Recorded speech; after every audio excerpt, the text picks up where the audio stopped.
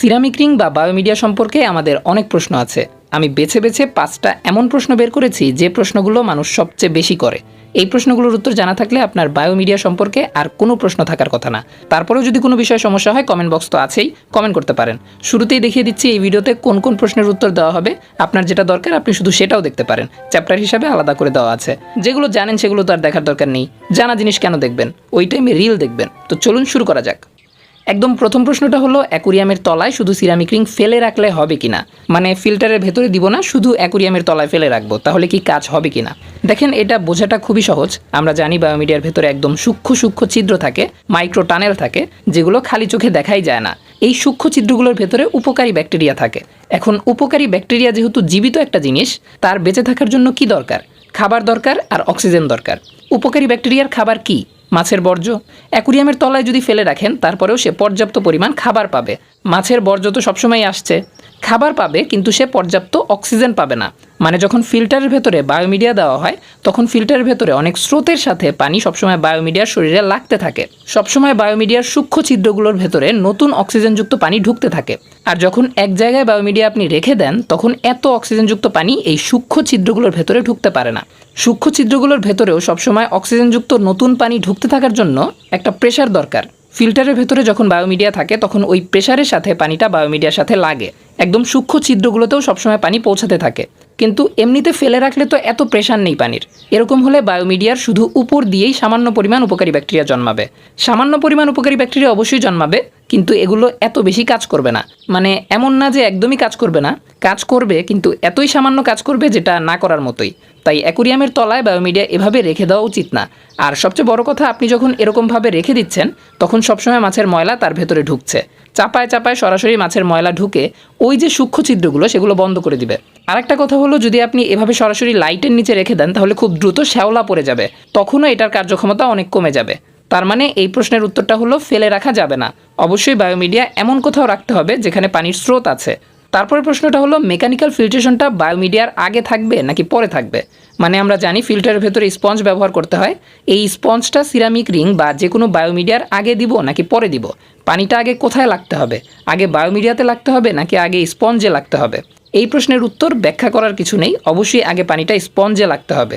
স্পঞ্জে সব দৃশ্যমান ময়লাগুলো আটকে যাবে, তারপর দেখতে পরিষ্কার মনে হচ্ছে সেই পানিটা বায়োমিডিয়ার মধ্যে দিয়ে যাবে, যেখানে উপকারী ব্যাকটেরিয়াগুলো এটার ভেতরে থাকা অ্যামোনিয়াকে ধ্বংস করে ফেলবে। আগে স্পঞ্জটা দেওয়ার আরেকটা বড় উদ্দেশ্য হলো স্পঞ্জটা আমরা বের করে খুব সুন্দরভাবে ধুয়ে ফেলতে পারি। কিন্তু আমরা জানি বায়োমিডিয়া ধোয়া যায় না, বায়োমিডিয়া ধুলে উপকারী ব্যাকটেরিয়াও ধুয়ে একদম চলে যায়। তাই যদি আগে বায়োমিডিয়া থাকে, বায়োমিডিয়ার শরীরে যদি প্রচুর ময়লা আটকে থাকে, তাহলে আমাদের বারবার বায়োমিডিয়া নতুন পানি দিয়ে ধুতে হতে পারে, তখন উপকারী ব্যাকটেরিয়াগুলো মারা যাবে। তাই আগে অবশ্যই স্পঞ্জ থাকতে হবে, যাতে আমরা স্পঞ্জটা ধুয়ে ফেললে সব দৃশ্যমান ময়লাগুলো চলে যায়, বায়োমিডিয়াটা সবসময় পরিষ্কার থাকে। আর ফিল্টারের মোটর থেকে আসা পানিটা সরাসরি লাগলে যে কোনো একদিকে পানির স্রোতটা বেশি থাকে আর কোনো একদিকে কম থাকে, যেদিকে কম থাকে সেদিকে বায়োমিডিয়াগুলো ঠিকঠাকভাবে কাজ করতে পারে না। স্পঞ্জটা আগে দিলে পানি খুব সুন্দরভাবে সবগুলো সিরামিক রিং হয়ে বাইরে আসে। তো এটা একদম সিম্পল একটা বিষয়। তারপরের বিষয়টা হলো কতটুকু মিডিয়া লাগবে, মানে কতটুকু দিতে হবে আপনার অ্যাকুরিয়ামের জন্য, কতটুকু বায়োমিডিয়া দরকার। এই প্রশ্নটা খুবই কমন, কিন্তু উত্তরটা খুবই সহজ। আমরা অনেক ধরনের বায়োমিডিয়া ব্যবহার করি। সিরামিক রিং আছে, বায়োবল আছে, এরকম ব্লক আছে, তারপর বায়োরিও, ম্যাট্রিক্স এসব আছে। সিকেম ম্যাট্রিক্স বর্তমানে ভালোই জনপ্রিয় আমাদের দেশেও। যেসব ভালো ব্র্যান্ডের প্যাকেটজাত করা বায়োমিডিয়া, সেগুলোতে প্যাকেটের গায়েই লেখা থাকে যে আপনি কত লিটার পানিতে এটা ব্যবহার করতে পারবেন। যেরকমভাবে এখানে দেখেন লেখা আছে 200 লিটার পানিতে আপনি এতটুকু ব্যবহার করতে পারবেন, মানে এই কৌটাটা আপনি 200 লিটার পানির জন্য ব্যবহার করতে পারবেন। দেখেন, এইটাই হলো ভালো ব্র্যান্ডের বায়োমিডিয়ার সুবিধা। এতটুকু বায়োমিডিয়া আপনি 200 লিটার পানিতে ব্যবহার করতে পারছেন। 200 লিটার পানির জন্য কিন্তু সিরামিক রিং হলে অনেকগুলো সিরামিক রিং লাগতো। তো বোঝা যাচ্ছে ভালো ব্র্যান্ডের প্যাকেটজাত করা যেসব বায়োমিডিয়া, সেগুলোর প্যাকেটের গায়ে লেখা থাকবে আপনি কতটুকু পানিতে ব্যবহার করতে পারবেন। আর যদি ঠিকঠাকভাবে ব্যবহার করেন, পরিষ্কার পরিচ্ছন্ন রাখেন, তাহলে সেটাই যথেষ্ট হবে, আর লাগবে না। আর যেসব খোলা বায়োমিডিয়া আমরা কিনে থাকি, সিরামিক রিং বা এই ধরনের বিভিন্ন কিছু, এইটা এক্স্যাক্ট বলা সম্ভব না যে আপনার অ্যাকুরিয়ামের জন্য কতটুকু প্রয়োজন। কেন বলা সম্ভব না? কারণ দেখবেন এক এক দোকানে এক এক ধরনের সিরামিক রিং, কোনোটা একটু বেশি ভারী, কোনোটা একটু হালকা, একইভাবে কোনোটার ছিদ্র খুব বেশি, কোনোটাতে ছিদ্র খুব কম। তাই আপনি কোন ধরনের সিরামিক রিং কিনেছেন, সেটার ছিদ্রের সংখ্যা কেমন, সারফেস এরিয়া কেমন, এইটার উপর নির্ভর করবে কতগুলো সিরামিক রিং লাগবে। এইটা তাই এক্স্যাক্ট বলা সম্ভব না, কারণ এক একজনের কাছে এক এক রকম সিরামিক রিং আছে। কোনোটা বেশি লাগবে, কোনোটা কম লাগবে। কিন্তু আনুমানিকভাবে ধরা হয় আপনার যদি 100 লিটার এমন একটা অ্যাকোরিয়াম থাকে, তাহলে সেটার জন্য 1 কেজি সিরামিক রিং লাগবে, যদি ভালো মানের সিরামিক রিং হয়। আবার বলে দিচ্ছি, সিরামিক রিংয়ের ব্যাপারটা হলো আনুমানিক, এইটা আপনি এক্স্যাক্ট বলতে পারবেন না। তারপরের প্রশ্নটা এই প্রশ্নের সাথেই জড়িত একটা প্রশ্ন, কতদিন পরপর সিরামিক রিং বা যে কোনো বায়োমিডিয়া পরিবর্তন করা প্রয়োজন। আমি আবারও সিকেএম ম্যাট্রিক্সের কথা বলতে চাই। দেখেন, এইটার মতো আরও বিভিন্ন ভালো ব্র্যান্ডের বায়োমিডিয়া আছে, কিন্তু বাংলাদেশে এইটাই জনপ্রিয়, মানে সেগুলো আসেই না বাংলাদেশে, তো সেগুলোর কথা বলে লাভ নেই। ম্যাট্রিক্সটা যেহেতু জনপ্রিয়, তাই আমি ম্যাট্রিক্সের উদাহরণ দিচ্ছি। এই ম্যাট্রিক্সটাকে বলা হয় লাইফ টাইম চলবে, মানে সারা জীবনেও এটা পরিবর্তন করার প্রয়োজন নেই। আপনি যদি ঠিকঠাকভাবে পরিষ্কার রাখতে পারেন, তো এরকম যেসব ন্যাচারাল বায়োমিডিয়া আছে এগুলো সাধারণত সারা জীবনেও পরিবর্তন করতে হয় না, এইটাই বলা হয়। মানে তাত্ত্বিকভাবে এটাই সঠিক যে সারা জীবনেও এটা নষ্ট হবে না। আর সিরামিক রিংয়ের ব্যাপারটা এখানেও আনুমানিক বলতে হচ্ছে। 100 লিটার অ্যাকোরিয়ামের জন্য 1 কেজি সিরামিক রিংয়ের কথা যেরকমভাবে আনুমানিক বললাম, একইভাবে সিরামিক রিং কতদিন পরপর পরিবর্তন করতে হবে এইটাও আনুমানিক ধরা হয় 6 মাস। 6 মাসের বেশিও সিরামিক রিং যাওয়ার কথা, কিন্তু ধরা হয় স্ট্যান্ডার্ড যে 6 মাস পরপরই সিরামিক রিং পরিবর্তন করতে হয়। এখন 6 মাসেই যে আপনার সিরামিক রিংয়ের এই সূক্ষ্ম ছিদ্রগুলো বন্ধ হয়ে যাবে, ব্যাপারটা এরকম না। আপনি যদি ঠিকঠাকভাবে পরিষ্কার রাখতে পারেন, তাহলে 6 মাস না, আপনি 1 বছরও সিরামিক রিং দিয়ে খুব সুন্দরভাবে আপনার অ্যাকোরিয়াম চালাতে পারবেন। কিন্তু অনেক সময় দেখা যায় 6 মাসেই সিরামিক রিং ব্লক হয়ে যায়। কেন হয়ে যায়? তারা ঠিকঠাকভাবে পরিষ্কার রাখে না। হয়তো এরকমভাবে সে রেখেছে যেখানে পানির স্রোত এত বেশি নেই, শ্যাওলা পড়ে গেছে, তখন তো ওই সূক্ষ্ম ছিদ্রগুলো খুব দ্রুত ব্লক হয়ে যাবে। আচ্ছা, গেল। তারপর প্রশ্ন হলো সিরামিক রিং, বায়োবল, ম্যাট্রিক্স, এরকম আরও যেসব বায়োমিডিয়া আছে, এদের মধ্যে কোন বায়োমিডিয়াটা সবচেয়ে ভালো?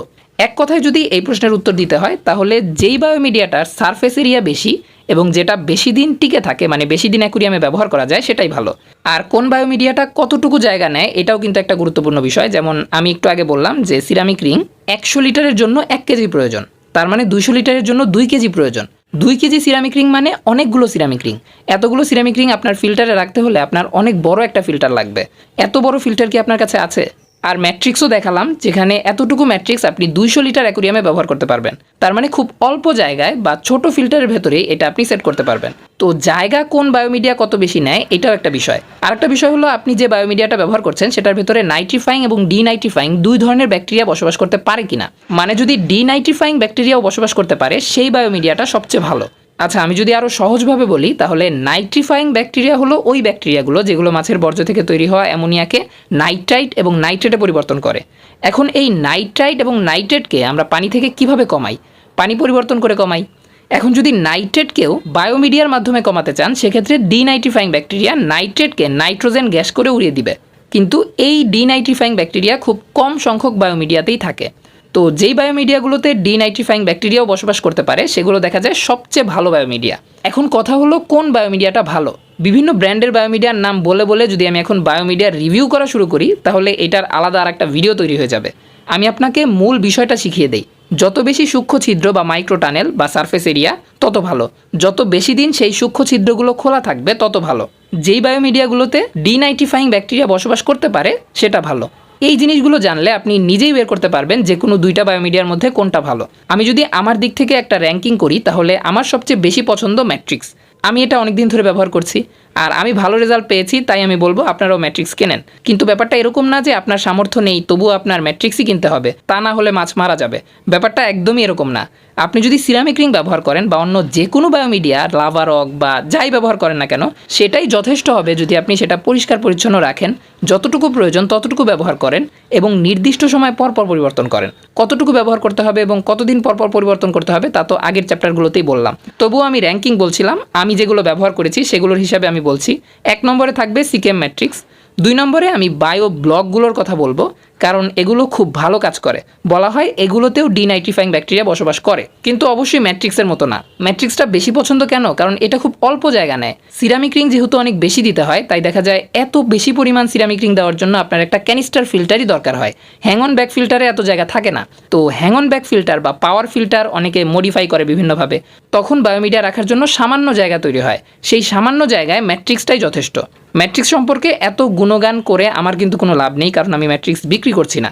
আমি শুধু একদম যেটা সঠিক ইনফরমেশন সেটাই দেওয়ার চেষ্টা করছি।